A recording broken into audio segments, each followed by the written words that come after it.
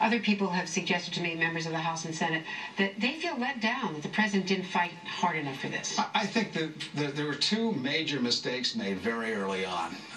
In a sense, the wrong lessons were learned. The first was not to go through reconciliation. You had to do that. It was the idea we're going to get all 60 votes when one of them is Joe Lieberman, who really just can't stand the Democratic Party, was never going to happen. And they should have figured that out early. The second was to let Congress write the bill. That was the wrong lesson to learn. The mistake that Bill Clinton made was not to write the entire bill with no congressional input and then give it to them.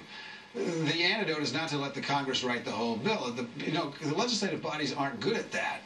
That's not what they do. They do a lot of good things, but that's not what their job is. They needed a bill to work from. They needed the president to say, these are the 4 things that have to be in this bill, and they would have been in the bill. There is some sense also that this process today is partly to unite the various wings of the Democratic Party behind a way forward. To that extent, it works, and I can tell you why it works on me. You were in favor of a public option. You were very I still think we need a public option. But you're willing to settle for something less, right? Well, I don't like this bill very much, but I'm agreed to support it because A, it will cover people who are uninsured, and B, one of the reasons I'm supporting it is I'm not going to let the far right push us around anymore. I want the president to have a win. It's not a big win, but it's an important win, and I think it's important to pass something that's going to insure people. And look at the way the insurance companies are pushing everybody around. And the Republicans are going to be on the insurance companies' side? I don't think so. I think it's time to fight back. Howard Dean, thank you very much. Thank you. It's great to see you.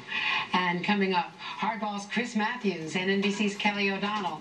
You're watching Andrea Mitchell Reports only on MSNBC.